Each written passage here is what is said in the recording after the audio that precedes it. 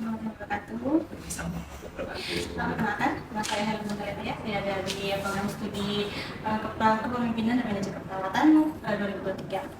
Dengan Bapak siapa? saya menjadi guru perawat di RCM. Radio Perawat di RSM. Di bagian apa?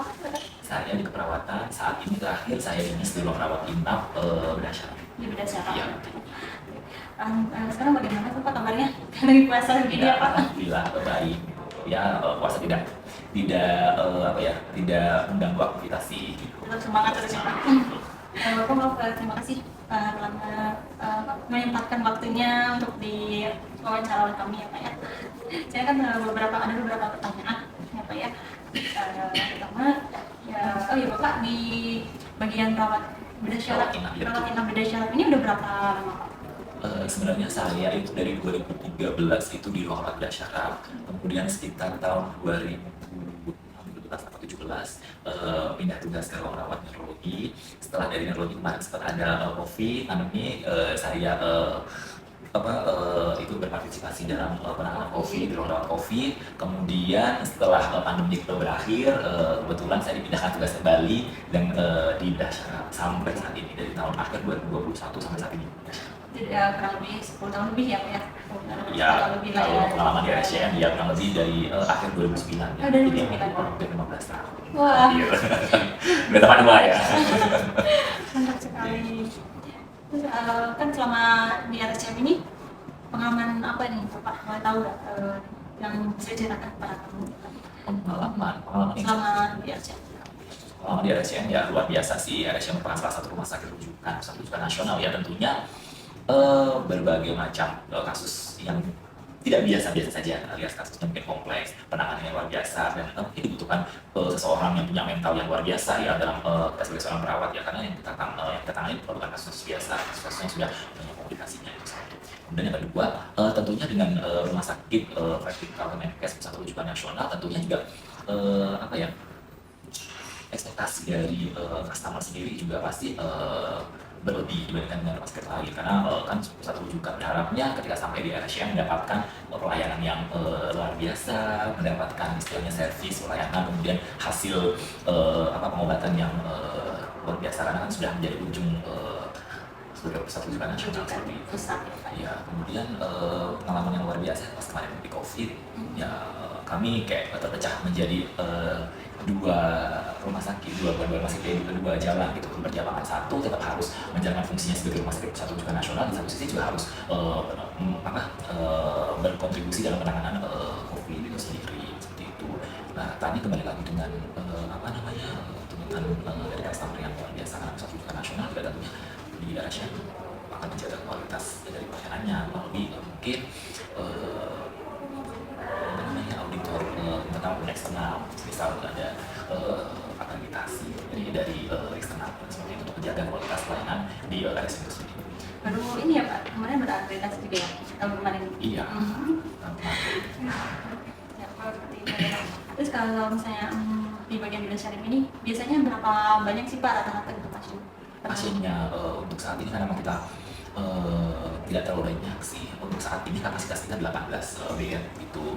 Jadi karena sejatinya kalau misal pasien bedah syaraf itu khusus pasien dengan kasus neurologi ya, kasus neurologi yang akan dilakukan bedahan. Jadi ada ruang rawat neurologi sendiri, ada ruang bedah syaraf sendiri. Sedangkan kita juga pahami bahwa operasi bedah syaraf itu butuh waktu, sebagian besar kalau anatomi kan jadinya ya butuh waktu yang cukup lama. Jadi mungkin ya space-nya nggak terlalu banyak, karena kan mungkin bisa pasien dirawat dari neurologi nanti dikonsul bagian bedah syaraf kita operasi. Jadi saat ini sih 18 bed gitu. 18 bed dengan berapa perawat? Dengan perawatnya saat ini 2 sampai 3 perawat. Sebagian besar sih 2 perawat ya. Satu kali dinas atau? Iya. Satu kali dinas berarti semua jumlahnya kan ya siang malam? Dua. Berarti ada 6? Iya, tapi kan yang ada primary nurse-nya gitu, tidak betul seperti itu. Kemudian juga terkadang sebenarnya di ruangan kami itu di bulan saya dilantai di zona B itu tidak hanya bedah syaraf, di situ satu kepala ruangan itu menghandle 2 ruangan, penyakit dalam dan bedah syaraf. Jadi tenaga kita bisa di merger sana kemari untuk efektivitas dari SDM itu sendiri sih. Jadi dengan tenaga sendiri Iya. kalau misalnya di sini diperlukan. Yes, betul sekali. Seberapa sering Bapak menangani pasien yang berisiko jatuh? Hampir semua nggak ya Pak ya? Ya, sebagian besar pasien dengan kalau tidak syaraf ya, hampir sebagian besar sih berisiko kalau kita screening itu berisiko jatuh ya, karena pasiennya beberapa case, misal case-nya pasien dengan tumor otak atau dengan tumor itu beberapa pasien itu udah mengalami gangguan penglihatan seperti itu kan salah satu indikasi juga berisiko tinggi terjadinya jatuh, berisiko jatuh. Atau mungkin pasien-pasien kami ada kelemahan atau ada gangguan dalam gaya berjalan, itu juga nanti kalau tes ini bisa. Iya. Nah, begitu kan banyak yang berisiko jatuhnya pertemuan. Nah, termasuk kan di Indonesia lah gitu ya, Iya. beragam budaya. Nah, apa artinya budaya keselamatan pasien Pak menurut Bapak? Budaya keselamatan artinya kita dalam kita sebagai seorang perawat memberikan asuhan perawatan, memberikan layanan perawatan, ya harus tetap memprioritaskan yang namanya keselamatan pasien. Sama kita servisnya excellent gitu istilahnya, yang menghandle pasiennya, oh di sini para prof, oh sekarang perawatnya udah naik ke level ini, sekarang udah S2 S3 nantinya di sini mungkin ya. Tapi tetap balik lagi bahwa keselamatan pasien itu penting gitu. Artinya itu yang harus jadi prioritas kita dalam pelayanan perawatan sih. Jadi prioritas kita tetap mengutamakan keselamatan pasien.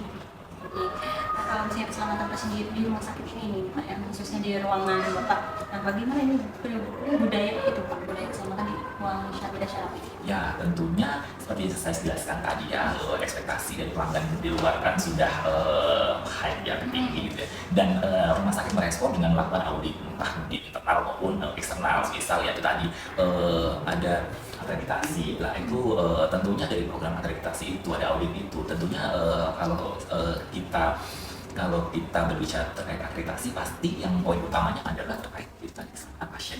Yang mungkin di DCI kita menyebutnya mungkin IPSG, International Patient Safety Goal, dan itu memang yang menjadi ujung tombak pertama untuk penilaian akreditasi rumah sakit sih biasanya. Nah, kan faktor-faktor yang mempengaruhinya apa? Faktor-faktor mempengaruhinya ya tentunya yang pertama dari leadernya dulu ya. Bagaimana leadernya itu melihat di sini mungkin ada budaya kerjanya jadi seperti apa, kemudian nanti dari leadernya akan membuat suatu kebijakan atau semisal SOP-nya seperti apa, diimbangi dengan proses monitoring evaluasi secara berkala, kemudian sosialisasi ke teman-teman pelaksana di ruangan seperti itu. Dan leadernya juga harus bisa menumbuhkan bahwa kepedulian atau untuk kesadaran bahwa keselamatan pasien itu penting, budaya untuk keselamatan pasien itu penting. Jadi ya saya rasa hal itu yang nantinya akan segala sesuatunya yang mohon maaf ya awalnya emang sepertinya agak berat, tapi kalau misalnya sedikit dipaksakan endingnya diimbangi dengan monitoring evaluasi yang benar-benar berkelanjutan, ya insya Allah itu akan menjadi sebuah budaya kerja atau budaya terkait keselamatan pasien ini akan terbentuk sih. Ya sama sih di sini juga awalnya dulu juga mengubah budaya itu juga tidak gampang, tapi dengan ini tadi, jadi ya kita semua bisa terbuka dan lebih aware, lebih dengan keselamatan pasien. Kan ini kan keselamatan pasiennya ini untuk mencegah jatuhnya gitu Pak. Caranya bagaimana? Mencegah jatuhnya mungkin yang tadi di awal mungkin dari pihak rumah sakit melihat sesuai dengan standar International Patient Safety Goal ada di situ penanganan terkait resiko jatuh. Kemudian pasti akan membuat suatu regulasi atau semisal kebijakan atau SPO terkait pencegahan resiko jatuh ini seperti apa. Ya. Kemudian kemudian akan disosialisasi ke bawah sampai ke pelaksana ruangan. Yang kami lakukan saat ini adalah ketika kebetulan saya di ruang rawat, ketika kita terima pasien baru, kita akan selalu melakukan screening resiko jatuh pasien. Jadi awalnya? Iya betul. Seperti apa, dan itu juga ada di initial assessment pasien ya biasanya. Nah, kemudian kita akan lihat hasilnya seperti apa. Kita akan sampaikan ke pasien dan keluarga. Meskipun hasilnya itu tidak beresiko atau beresiko rendah, kita harus sampaikan itu. Dan kita harus mengedukasi, apalagi pasiennya beresiko tinggi. Ya, mengedukasi bukan hanya pasien tapi keluarga, jadi kita harus melibatkan keluarga juga gitu. Kemudian kita akan edukasi juga terkait tata laksananya seperti apa, jinanya seperti apa, dan kita juga akan jelaskan misal kita akan melakukan screeningnya kalau misalnya beresiko tinggi, kita akan melakukan screening setiap berapa kali. Kalau di sini kebijakannya setiap shift kita akan melakukan screening. atau ya kita akan melakukan evaluasi ulang. Atau mungkin kalau misal pasiennya beresiko rendah atau tidak beresiko jatuh, kita akan melakukan penilaian ulang atau pengajian ulang ketika terjadi perubahan kondisi. Nah, seperti itu, kita jelaskan itu. Jadi di awal kita sudah jelaskan yaitu peran kita sebagai seorang perawat itu pentingnya di situ, ya, edukasi ke keluarga dan pasien. Kalau itu pengalaman saya ya, edukasi keluarga dan pasien itu dulu yang pegang. Kemudian nanti fasilitas mengikuti, ya fasilitas mungkin ada bel, kemudian handrailnya harus selalu terkunci, kemudian ruangan cukup, lantai tidak licin seperti itu. Kemudian ada penandaan dengan mungkin stiker atau gelang pasien itu sebagai penanda bahwa beresiko jatuh tinggi seperti itu. Tapi menurut saya kuncinya adalah bagaimana seorang perawat mengedukasi keluarga dan pasien terkait pencegahan jatuh ini, karena ya sangat berbahaya ya kalau misalnya pasien sampai terjadi kejadian jatuh. Dan kalau misalnya nih keluarganya ya kita sudah mengedukasi, tapi tetap ya budaya pasien itu kayak kan nggak boleh nih turun, tapi tetap pengen turun dari tempat tidur meskipun cuma ingin berdiri. Nah, itu kan tentang edukasi, kita sudah mengedukasi, namun tetap tidak mengerti kan misalnya. Ya, edukasi itu dilakukan bukan hanya 1 kali, 2 kali, sama sih gitu. Seperti yang saya jelaskan di depan gitu. Kalau misal untuk mengubah budaya itu, mengubah pandangan pemikiran orang lain itu nggak cuma sekali. Kita kan bisa misalnya di awal, kemudian kita ingatkan kembali seperti itu. Kemudian kita jelaskan juga bagaimana dampaknya ketika ya kalau sudah jatuh apa yang dapat terjadi gitu. Mungkin bisa memperparah atau memperburuk kondisi pasiennya. Sejauh mana sih, sampai kita berikan deskripsi itu aja. Kalau bisa ya akhirnya terbuka bahwa oh iya ya bahwa keluarganya saya juga nggak mau ternyata menunggu pasien, kita sebagai menunggu pasien, keluarga pasien itu gak nyaman juga ya, kita pengen cepat sembuh cepat pulang gitu. Jadi butuh kerjasama. Jadi apa yang kita kalau saya pribadi terkadang saya seperti ini, saya sampaikan ke pasiennya dengan case apapun itu, saya sampaikan bahwa kami di sini ya tujuannya cuma satu. Apa yang kita lakukan semua di sini tujuannya cuma satu ya. Kami sebagai perawat, ahli gizi, dokter, keluarga pasien tujuannya cuma satu, untuk kesembuhan pasien. Ya kita nggak ada niat apapun itu. Jadi mereka buat pasien ya agar pasien juga sedikit kita tahu oh iya ya mereka yang mereka lakukan ternyata buat kesembuhan kita bukan yang lainnya. Misal kita oh mau pasang infus atau mau edukasi panjang lebar buat siapa sih? Kita sih kalau kita sendiri itu kan namanya kerjaan kita. Kalau kita nggak peduli nggak buat sih ya bodo amat gitu. Tapi kan itu buat kesembuhan pasien gitu. Ya berharapnya sih pasien juga akan terbuka oh iya ya gitu. Mereka aja punya motivasi semangat buat memperjuangkan kesembuhan kita gitu. Jadi saya juga harus punya itu. Jadi ada harapannya ada motivasi dan ada kolaborasi dan jadi pasien yang lebih kooperatif. Nah, selain itu Pak, hambatannya apa lagi ya? Selain komunikasi ini nih. Hambatannya biasanya, hambatannya yang mohon maaf, biasanya sih ya lebih ke fasilitas. Fasilitas yang pertama, ya terkadang ya kita kan sistem bed ya, bed itu kan kita pakai terus menerus gitu loh, tidak ada jeda, mungkin ada kerusakan di bednya, itu kan beresiko juga. Kemudian juga bel pasiennya ya sama sih, fasilitas seperti itu. Kemudian ya kendalanya mungkin lebih ke kalau tadi keluarganya yang sering bergantian. Jadi kita edukasi di awal dengan si keluarga yang A, kemudian ganti jaga dengan yang B. Terkadang ya itu sih kendalanya, kita harus edukasi lagi. Mungkin seperti itu. Jadi kan pemahamannya agak beda seperti itu, keluarga yang A dan yang B seperti itu. Jadi rekomendasi untuk meningkatkan budaya keselamatan pasien Pak. Rekomendasi menurut Bapak? Ya, kalau rekomendasi untuk meningkatkan budaya itu ya seperti yang saya sampaikan di awal ya.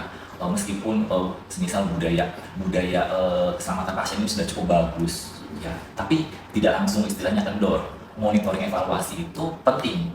Yang mungkin bukan dari top manajemen, tapi tetap dari semisal dari middle, semisal dari perawatan atau mungkin dari clinical care manager. Tetap meskipun nanti capaiannya kalau kita ngomongin capaiannya sudah bagus nih, udah 95%, 99% atau 100%, tapi kita jangan kasih kendor gitu. Artinya kita nggak ada kok tahun ini kejadian jatuh, ya sudah fine aja gitu. Tapi tetap harus leader di lini paling bawah itu harus tetap melakukan monitoring agar tidak sampai terjadi kejadian itu. Gitu sih biasanya rekomendasinya. Mas mungkin lebih ke fasilitas ya gitu, lebih kalau fasilitas ya harus segera ya setidaknya kalau misalnya ada kerusakan responnya lebih cepat. Misal belnya nggak ada ini atau belnya rusak nih gitu ya, bednya ini nih itu ada mungkin lampunya penerangannya kurang itu mungkin harus lebih responsif sih untuk segera melakukan perbaikan. kalau di Bio sebagai manajer, kira-kira apa yang akan diubah? Gitu. Dalam program upaya jatuh. Upaya jatuh. Kalau Bio sebagai manajernya nih, sebagai kepala ruangan, Sebagai kepala ruangan, sebagai powernya manajer. lebih, punya lebih gitu. Kira-kira apa yang akan dilakukan? Belajar ya, kita kemarin ya kita share beberapa case di ruangan lain gitu. Kita lebih ke arah sharing, nanti kemudian kita sharing mungkin ke levelnya kan di atas, terus misal levelnya CCM atau kepala ruangan pasti kan ada sharing kasus di situ atau pengalaman di situ. Misal beberapa case kemarin ada di ruangan lain sempat pasiennya jatuh, kemudian ada perdarahan, kemudian sampai dilakukan kraniotomi, sito, seperti itu kan, itu artinya kan kejadian yang tidak diharapkan ya, sudah masuk ke situ lah. Mungkin kita sebagai leader atau TCM kita yang pertama kita share dulu ke ruangan bahwa ada kejadian seperti ini, kita lebih aware nih gitu, kemudian mengidentifikasi mungkin secara apa namanya, kita perlu mengidentifikasi juga kira-kira kondisi-kondisi seperti apa yang tidak di-cover oleh tools atau screening yang saat ini kita gunakan gitu. Ternyata kita udah screening dengan tools yang kita gunakan di rumah sakit ini, ternyata kok masih lolos juga, kenapa gitu, seperti itu. Kan sebenarnya ya itu juga penting juga ya,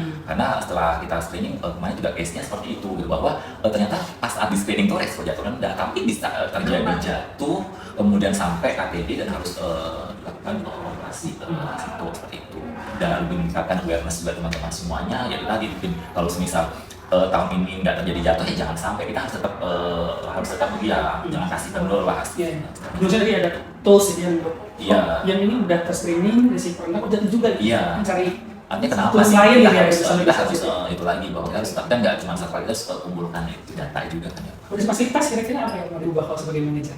Selain yang tadi disebutkan Kan punya power lebih nih. Iya.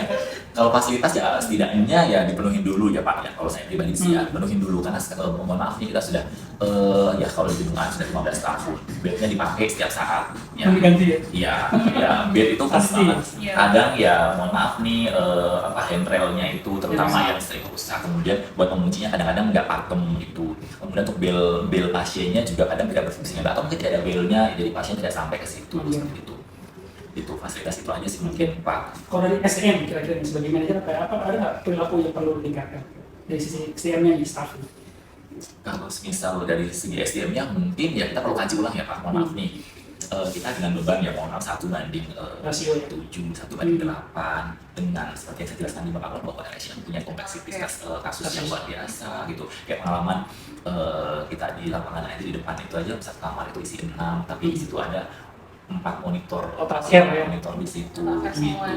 Seperti itu, artinya kadang-kadang kita juga kayak misal saya pribadi kemarin lah hari Kamis hari ini berdua pasien satu kita baru datang dulu udah mantap di situ satu, sedangkan kita mobilisasi pasien kita kan banyak ya, betul. Mohon maaf ya Pak, kita sudah borderless ya, kita tidak hanya menerima case dasar saja, kita terima case bedah apapun yang kita ada juga mau silahkan kalau misal mau menitipkan di kami. Dan itu kan mobilitasnya ini kalau udah ya pasien operasi lah jumlah gitu kan. Ya artinya ya satu teman saya stay di situ aja di pasien itu aja, ya saya yang modal mandir dan itu terusin ya kurang lebih 13-14 pasien, saya kan nggak mungkin ditinggal kan, beliau sendiri seperti itu. Ya endingnya ya mohon maaf gitu, jadinya mungkin ya untuk melihat secara lebih detail, lebih jelas untuk streaming jatuhnya mungkin ya kurang fokus mau seperti itu. Itu aja sih case-nya yang seperti itu, yang kemarin yang terakhir saya cukup sekian nih semua pertanyaannya. Terima kasih Bapak telah memberikan informasi, telah menyempatkan waktunya. Bagus sekali kami mengganggu ya di waktu kita selagi masih bisa kasih banyak ya orang lain sesama, apalagi ya sesama kita sebagai seorang nurse ya, apalagi sih gitu yang kita kasih gitu. Informasinya sangat membantu sekali ya buat pembelajaran buat kami gitu ya.